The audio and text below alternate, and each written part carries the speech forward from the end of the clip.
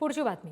सह्याद्री डोंगर रांगांमधील गायका डोंगरावरून 250 फुटांवरून कोसळणारा धबधबा चिवटीबारी इथे घनदाट जंगल, डोंगरदऱ्या, लहान मोठ्या धबधब्यांसह निसर्गरम्य वातावरण सध्या अनुभवता येत आहे आणि त्यासाठी पर्यटकांची मोठी गर्दी होतीये.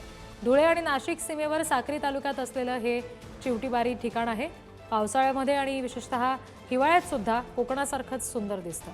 निसर्गरम्य दिसणाऱ्या आदिवासी बहुल भागातील चिवटीबारी इथे हिरवीगार वनराई सध्या आपल्याला पाहायला मिळते दृश्यामध्ये सुद्धा आणि त्यातच फेसाळणारे धबधबे सुद्धा पाहता येत आहेत. या संदर्भात आणखी तपशील देत आहेत आमचे प्रतिनिधी अमोल राजपूत.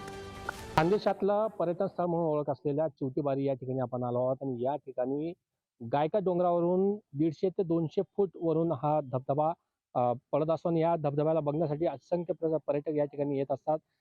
काही वर्षापासून या पर्यटन स्थळावर पर्यटकाची गर्दी आपल्याला बघायला मिळते. सह्याद्रीच्या डोंगरावरून हे धबधबे येत असतात आणि यासाठी असंख्य पर्यटक खानदेशमधून या ठिकाणी आपल्याला बघायला मिळतात.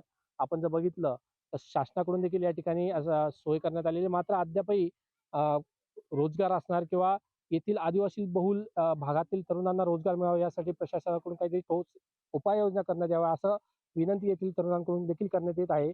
या गायका डोंगरातून वाहणारा हा जो धबधबा जो प्रवाहित झालेला आहे त्याच्यासाठीच खरं तर या ठिकाणी पर्यटक येत असतात.